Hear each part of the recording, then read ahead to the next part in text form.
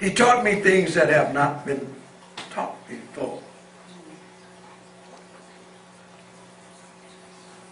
And he told me one day I would always carry a notepad with me to jot down notes as he spoke. But most of his teaching to me was when he was driving. He loved to drive, and he would drive out on the desert, up in the mountains.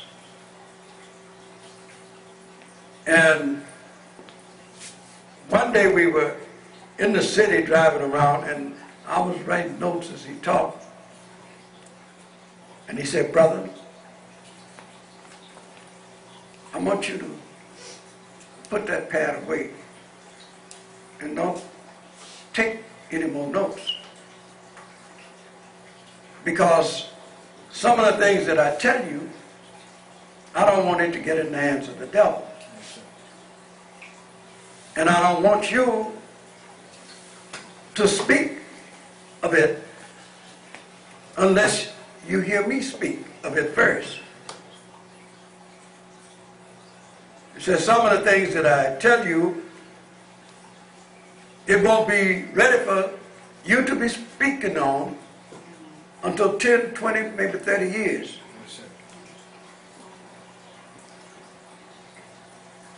He said that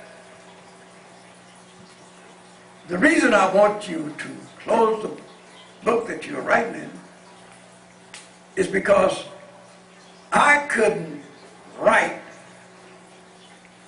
when the Savior was teaching me, because I had a third grade education and my writing wasn't that good and I couldn't keep up. So the Savior taught me how to remember. And I'm going to teach you how to remember." Yes, sir. Yes, sir. So he said, "From now on, as I teach you these things, don't try to understand as I teach you, because your mind will drift away and you will miss most of the things that I teach." He said, "Your mind is like a tape recorder.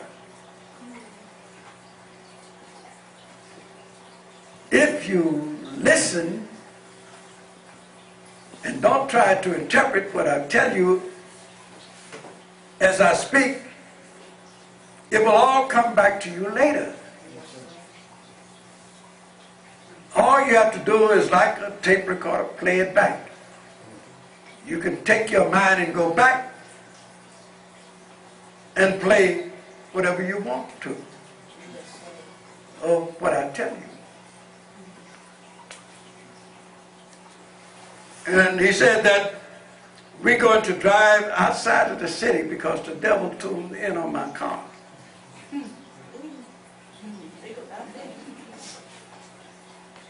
And he told me about the devil having the knowledge on how to tune in with his electronic equipment. And he also said that the devil even tried to tune in on my sleep at night to see if my snoring, any wisdom is in that. Yes, sir. Yes. But anyway, he taught me. Every Saturday evening after dinner, I would have to sit with him and go over the subject that I was going to teach on Sunday. And after the meeting, I would bring the tape and set it up at dinner, and after dinner, play the tape. And he would listen to it and see if I made a mistake or said something that he told me not to say. Several times I made the mistake of saying something that he told me not to say. But when we went over our speech the night before, and he told me the wisdom behind some of the things, and he said, now I don't want you to mention this now, because they don't need to know that. And if I said anything about it, then he said, brother, I told you not to mention this. And a verbal whooping from the messenger is worse than any whooping you could get from a father. You don't make the mistake but a couple of times, and then you know better. But anyway, after being with him for over 3 years, he sent me back to Los Angeles.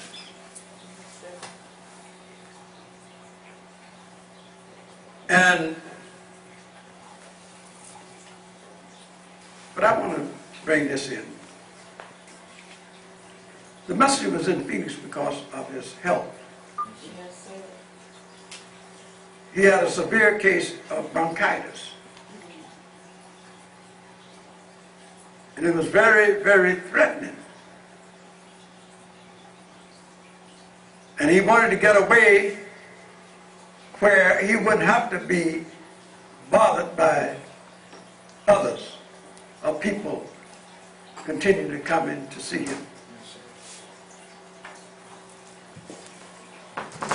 During that time, he got severely sick, where we had to put him and keep him under an oxygen tent. He didn't want to go to the hospital. He had the doctor to bring all the equipment and set it up there at the house.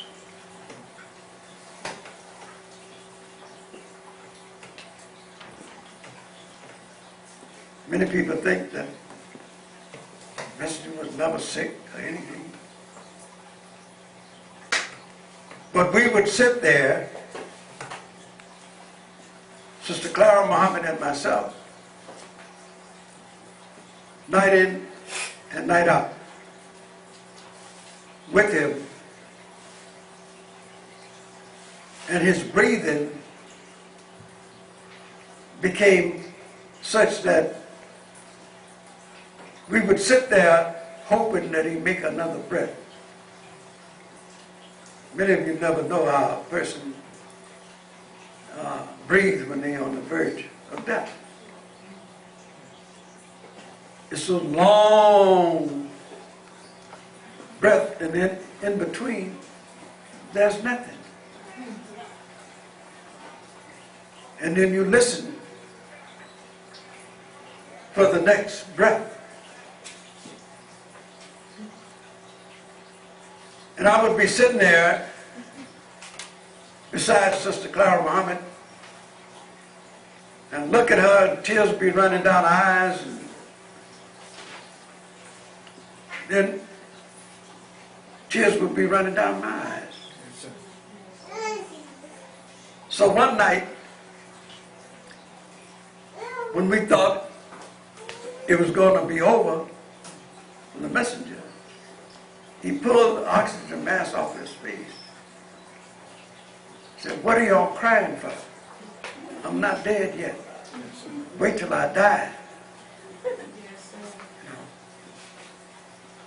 And Brother Nathaniel, his son, came to be with him. And we had a 1 hour prayer service for all the temples throughout the country.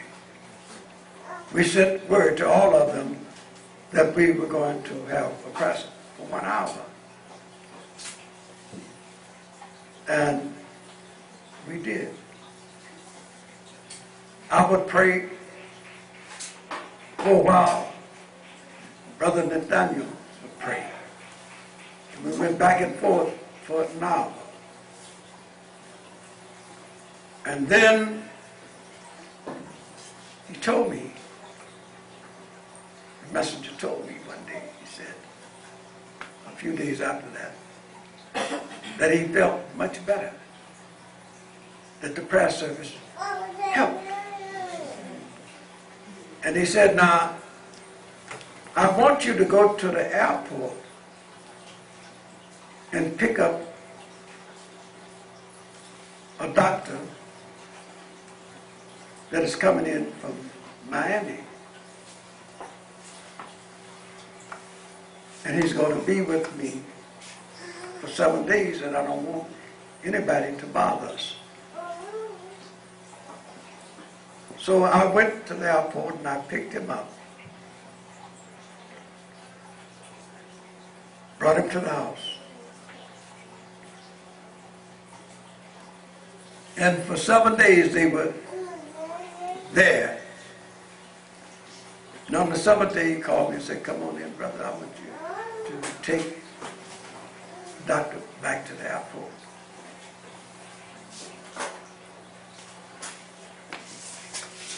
And the messenger looked as if he hadn't been sick a day in his life. So I did what he told me. And later, after, I got to thinking who this doctor really was. I know some of you are going to think whatever you want to think. But I do believe it was Master Farad Muhammad. Yes, sir. Wow.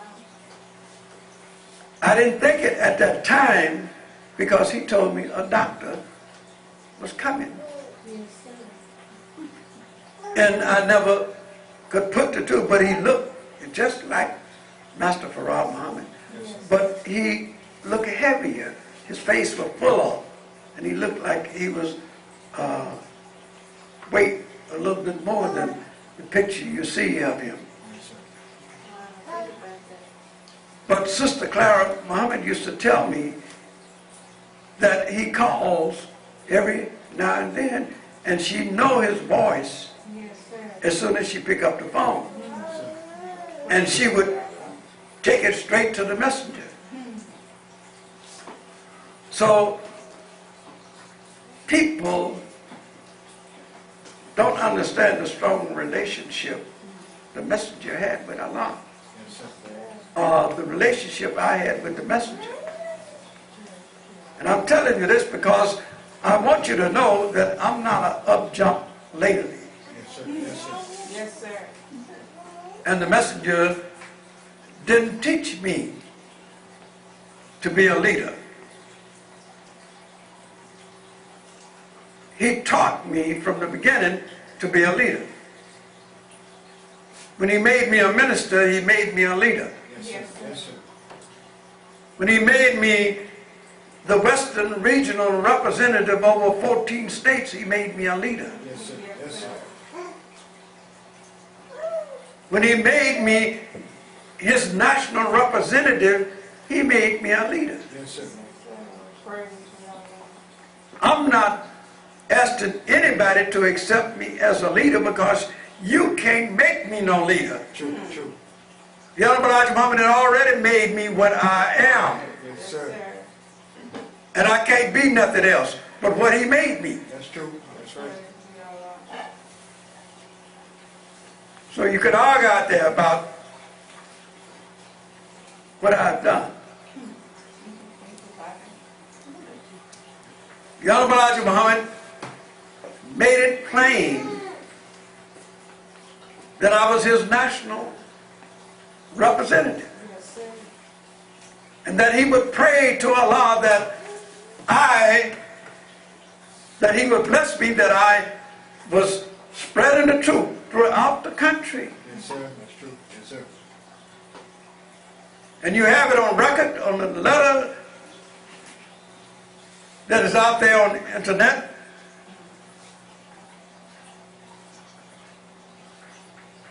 But if you don't want to accept that, you don't want to accept the messenger. That's true. And if you don't want to accept the messenger, you don't want to accept God. That's right, sir. About Time is too short. Find me a minister out there that has more teachings, more experience, more qualifications that I have, and I'll follow him. think about it. I'm only trying to do what the messenger sent me to do, That's right. That's right. to represent him. Yes, sir. I'm not representing myself, I'm just giving you a brief rundown of pardon me, who I am and what I've done. Excuse me.